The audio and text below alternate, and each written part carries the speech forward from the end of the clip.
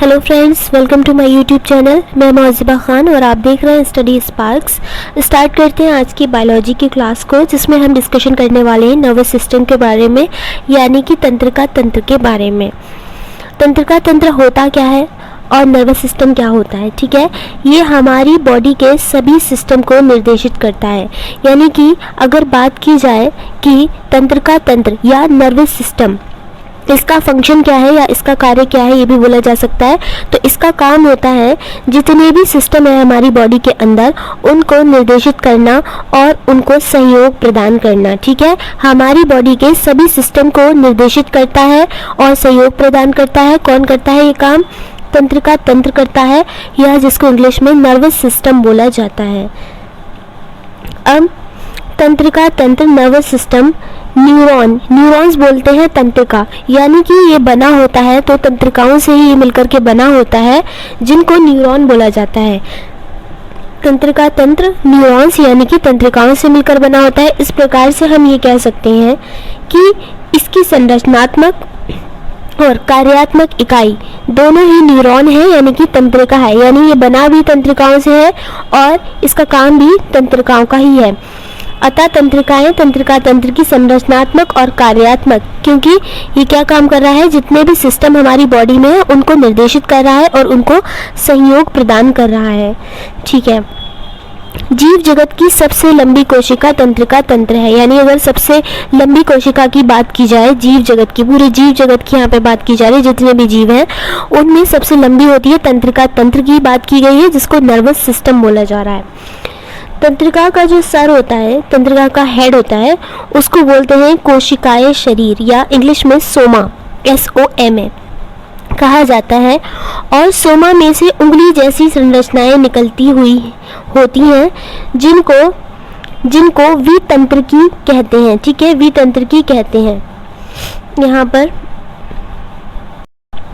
पर डेंड्रॉन लिखा हुआ है, ठीक है, डेंड्रॉन लिखा हुआ है वितंत्रिकी। यानी कि कहने का मतलब ये है कि तंत्रिका का जो सर होता है, ठीक है, हेड, उसको क्या कहते हैं, उसको कोशिकाएं शरीर या सोमा कहा जाता है, ठीक है। और इस सोमा में से उंगली जैसी संरचनाएं निकलती हुई आपको नजर दिखाई देंगी, जिनको क्या बोला जा रहा था, वितंत्रिकी कहा जा रहा था। और इन उंगली जैसी संरचनाओं में से भी पतली पतली संरचनाएं निकल रही होंगी, जिनको बोला जाता है वितंत्रिकी भवन, ठीक है, वितंत्रिकी भवन बोला जाता है। बाल जैसी संरचना होंगी, यानी कि बारीक बारीक संरचनाएं निकल रही होंगी, जिसको इंग्लिश में डेंड्राइट बोल रहे हैं, ठीक है, डेंड्राइट बोला जा रहा है वितंत्रिकी भवन को।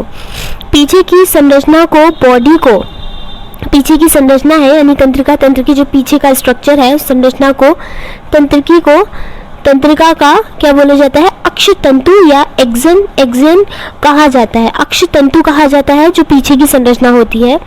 दो तंत्रिकाओं के बीच का जोड़ या रिक्त स्थान, ठीक है, दो तंत्रिकाएं, क्योंकि इस तरीके से तंत्रिकाएं आपस में जुड़ती होती हैं, उनके बीच का जो स्थान होता है उसको अंतर्ग्रंथन कहा जाता है। क्या कहा जाता है? अंतर्ग्रंथन। फिर से एक बार समझ लेते हैं इसको। इसमें सबसे पहले तंत्रिका तंत्र यानी नर्वस सिस्टम का जो सर होता है उसको कहा जाता है कोशिकाएं शरीर, या इंग्लिश में सोमा। अब सोमा यानी कि कोशिका का सर, ठीक है, उसमें से उंगली जैसी संरचनाएं निकल रही होंगी, जिसको हमने बोला वितंत्रिकी यानी कि डेंड्रॉन, ठीक है। अब इन उंगली जैसी संरचनाएं, यानी उंगली जैसी संरचनाएं जिसको क्या बोला जा रहा था, वितंत्रिकी, इसमें से भी उंगली जैसी और संरचनाएं निकल रही हैं, जो कि बहुत पतली पतली हैं, इतनी पतली हैं कि ये बाल के जैसी हैं। तो इनको क्या बोला जा रहा है, इनको वितंत्रिकी भवन बोला जा रहा है, यानी कि डेंड्राइट बोला जा रहा है। और कोशिका के पीछे की जो बॉडी है, जो स्ट्रक्चर है उसके पीछे का, उसको अक्षतंतु या एक्सन कहा जा रहा है। दो तंत्रिकाओं के बीच जो रिक्त स्थान है या जोड़ जिसको बोला जा सकता है, उसको अंतग्रंथन कहा जा रहा है। आई होप आपको इसमें कोई प्रॉब्लम नहीं आनी चाहिए समझने में किस चीज़ को क्या बोला जा रहा है, इसको आप अच्छे से समझ सकते हैं। अब आ जाते हैं यहाँ पर टाइप्स ऑफ न्यूरॉन्स के बारे में, यानी तंत्रिका के प्रकारों के बारे में। न्यूरॉन्स क्या है तो मैं आपको बता चुकी हूँ कि तंत्रिका तंत्र यानी कि नर्वस सिस्टम न्यूरॉन्स से मिलकर के बना है, यानी कि तंत्रिकाओं से मिलकर के बना है, और इसकी संरचनात्मक और कार्यात्मक इकाई भी तंत्रिका ही है। तो यहाँ पर 3 तंत्रिकाओं के बारे में हम यहाँ पर डिस्कशन करने वाले हैं। पहली है आपकी सेंसरी, जिसको हिंदी में संवेदनशील तंत्रिका बोल रहे हैं। दूसरी है मोटर, नाम से अंदाज़ा हो रहा होगा, कार्यशील तंत्रिका। तीसरी है आपकी मिक्स्ड यानी कि मिश्रित तंत्रिका, ठीक है, इसको इंटरमीडिएट भी कहते हैं। अब पहली वाली के बारे में पहले डिटेल में थोड़ा सा जान लेते हैं, यानी कि सेंसरी यानी कि संवेदनशील तंत्रिका। तो संवेदनशील तंत्रिका के नाम से आपको काफ़ी कुछ अंदाज़ा हो रहा होगा।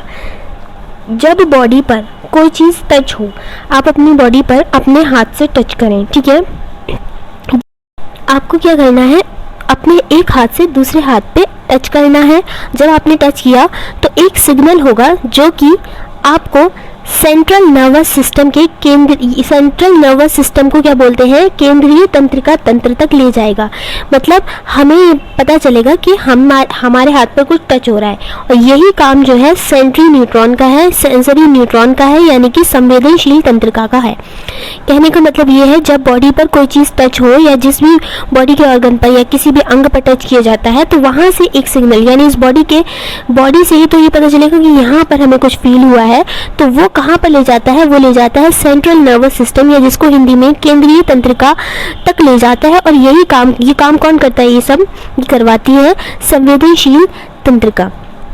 दूसरे वाली तंत्रिका के बारे में जान लेते हैं, जिसका नाम है मोटर न्यूट्रॉन या फिर कार्यशील तंत्रिका, जो कि होती है जब बॉडी पर कोई चीज़ टच हो, जिस भी बॉडी के ऑर्गन पर टच किया जाता है, तो हमें ये फील होता है कि ये गुड टच है या बैड टच है, और यही सिग्नल ब्रेन द्वारा दिया जाता है। क्योंकि हमें ये जो सिग्नल है कि ये गुड टच है, क्योंकि माइंड के द्वारा ही थी, मतलब ब्रेन के द्वारा, मस्तिष्क के द्वारा ही तो हमें ये पता चल सकता है कि ये चीज़ सही हो रही है, ये गलत हो रही है। तो ये भी CNS यानी कि केंद्रीय तंत्रिका तंत्र से